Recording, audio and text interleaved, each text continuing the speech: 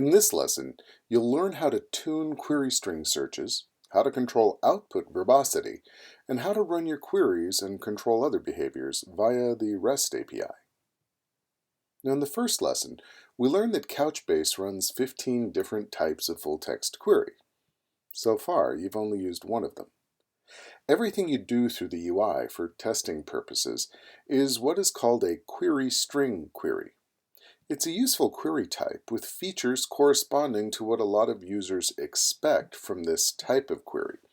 Terms can be prefixed with a plus to make them required, prefixed with a minus to exclude them from results, and suffixed with a value to boost the score of corresponding results, boosting their position in the results. As we introduced in the last lesson, all terms are searched for in all indexed fields by default, but fields can be excluded from this default behavior as you've seen. If you do, you must explicitly search these fields by prefixing their name, including the full path for nested fields, to the search term itself. Now, any query in the UI can be exposed as JSON with a corresponding curl command.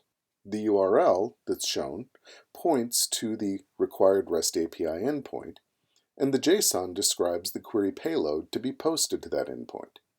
You can click Copy to Clipboard if you'd like to use this command in a terminal window.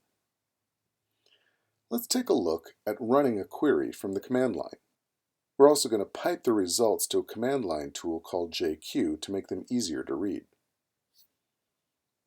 I'm going to do this by going to the Demo2 index that we built in the last lesson and performing the same search, but this time I'll go up to Show Advanced Query Settings and Show Command Line Curl Example. Then I'll come over and copy this to the clipboard. I'll switch over to a terminal window and paste my command here. Now we're going to have an issue, as you'll see, if I run this command, because we do need to add authentication to this command using an appropriate security role. For this example, I'll just use the global administrator account. I'll go back in my history and then go back up into the command and modify it to add my user administrator with the corresponding password, which will be fine for this demo. I'll go back to the end of the command, and I'm going to pipe the results into this command line tool I've installed called JQ, which pretty prints the output. I'll run the query, and we get back verbose results with a lot of detail about our scoring. If you go through this, you'd find all of the resulting information. You'll have a chance to look at this output in much more detail in later lessons and labs, albeit in a possibly easier place to look at it, which will be Postman. But if you'd like to work with this command line tool, you can find it here, out on GitHub. A REST API tool like Postman may be easier to work with and is what we'll assume you're using in the workbook. In Postman, you'll configure a post request to the query endpoint, assigning your bucket credentials once for all subsequent requests for this session with that endpoint. Here, you'll see that we're using the username and password for the bucket-specific credential that was set up in an earlier lesson. You'll then configure your payload with a content type header of application/JSON.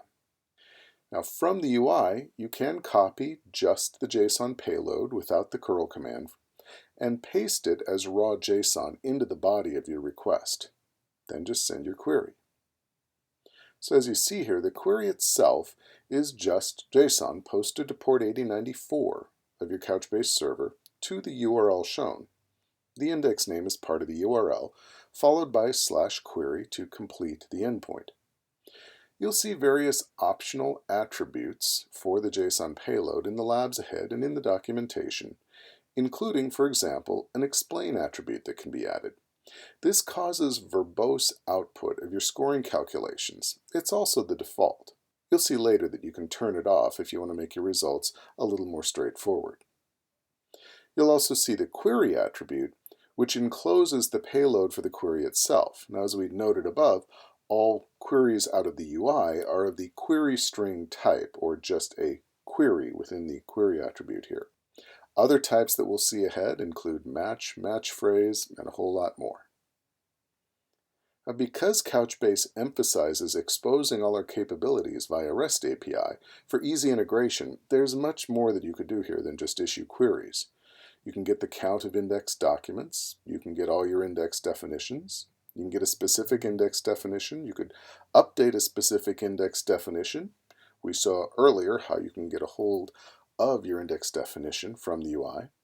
You could delete an index, and you can also pull indexing and data-related metrics, timings, and counters. Check the documentation for more details on these and other endpoints. So what have you learned here?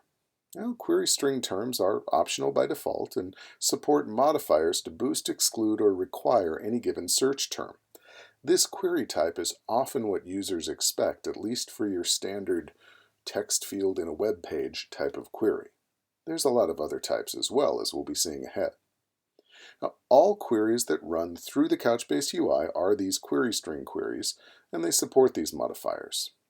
You can copy these queries out of the UI to run them from a terminal, as we saw, or through a REST API testing tool. Queries get posted to this URL, which includes the index name and is at port 8094, not 8091, which is where the UI runs. Additional REST APIs, as we saw, are available for maintaining your indexes, running your queries, monitoring performance, and more. Your REST API calls must authenticate using a security role with appropriate query and/or administrative permissions. And as we saw, you can include and explain attributing queries to get verbose detail about term scoring within your queries. You can also set it to false if you want to reduce the output a little bit.